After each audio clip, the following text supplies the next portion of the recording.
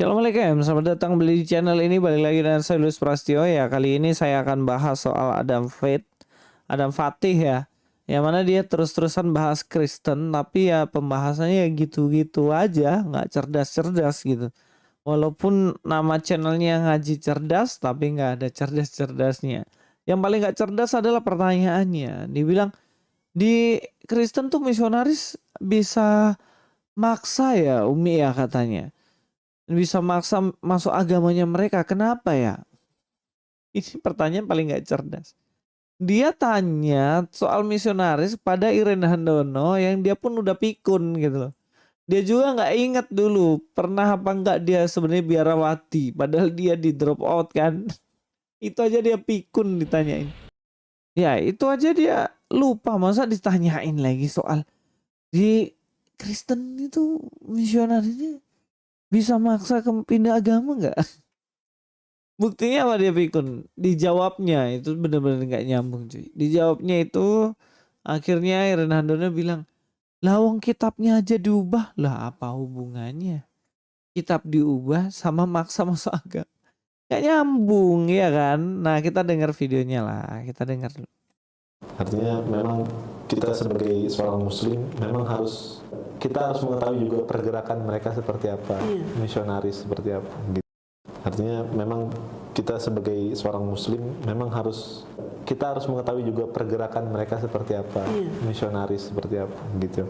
Bahkan yang sempat saya dengar juga ada juga yang misionaris yang main paksa-paksa gitu. Memang itu diperkenankan apa dalam agama Kristen nih? Ya faktanya banyak ya. Jadi gini, kalau Anda tanya diperkenankan atau tidak, Umi balik mau tanya dulu. Boleh nggak kitab suci diubah-ubah? Nggak boleh, karena kan kitab suci nih. Tapi nyatanya diubah kan? Diubah ya. Nah itu dia. Ya itulah definisi Jaka Sembung naik ojek nggak nyambung Jack. Namanya juga Umi Irene Handono ya. Jawabannya nggak nyambung pasti. Yang pertama, pertanyaan dari Adam Fatih yang kita mau bahas. Dia katakan bagaimana boleh nggak sih misionaris itu maksa orang untuk masuk agama Kristen gitu, di ajaran agamanya diizinkan nggak? Nah, ini yang sebenarnya harus membuktikan tuh ente itu harus membuktikan benar nggak misionaris itu memaksa orang lain untuk masuk ke agama Kristen. Kasusnya di Indonesia, adakah misionaris yang memaksa orang untuk masuk Kristen? Itu kan yang harus dibuktikan. Kok kamu tanyakan sedangkan saya dengar-dengar. Kamu aja nggak tahu faktanya, cuman dengar. Dengar dari siapa? Dengar dari Irene Handono. Orang dia aja bohong soal latar belakangnya, kamu percaya lagi. Susah. Ya, dalam Kristen sendiri tidak ada di kamus itu dibilang memaksa orang lain untuk memeluk agama Kristen.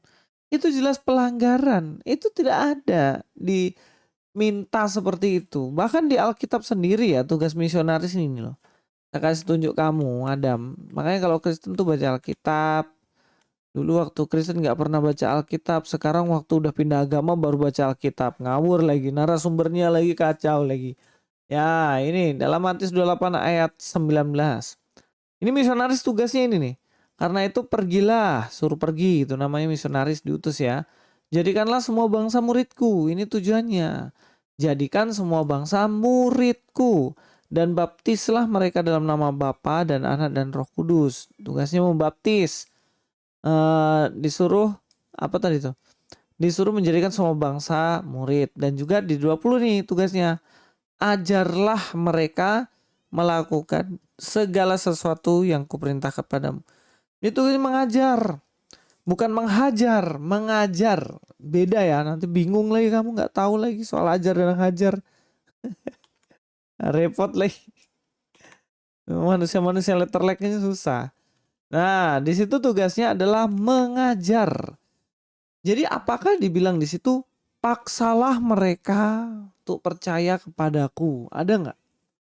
Kan nggak ada. Dibilang suruh maksa, suruh apa dan lain-lain, kan nggak ada. Di situ justru dikatakan apa?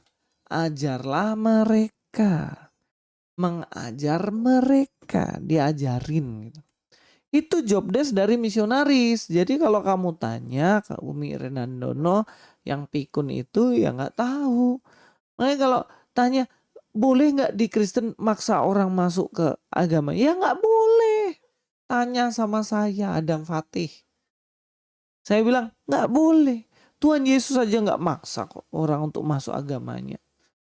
Yesus saja nggak pernah maksa kau harus ikut saya. Buktinya anak muda yang kaya waktu itu ya datang pada Yesus, juallah semua hartamu dan ikutlah aku.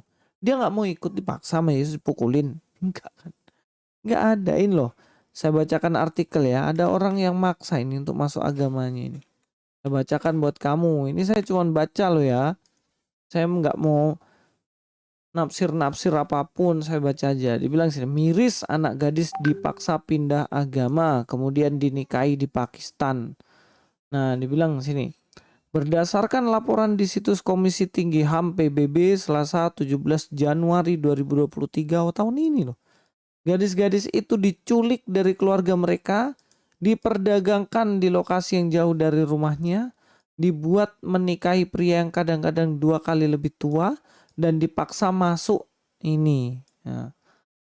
Segala hal itu adalah pelanggaran HAM internasional. Ini beritanya ini. Jadi jangan main fitnah bilang-bilang, oh Kristen ini maksa-maksa misionarisnya. Wah, itu namanya kamu ngarang. Nah, Umi Renhandon lagi jawabnya ya, kitabnya aja diubah. Walaupun nggak nyambung sih sebenarnya.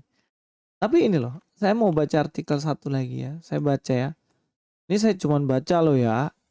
Menak, revisi terjemahan Al-Quran tuntas awal 2019.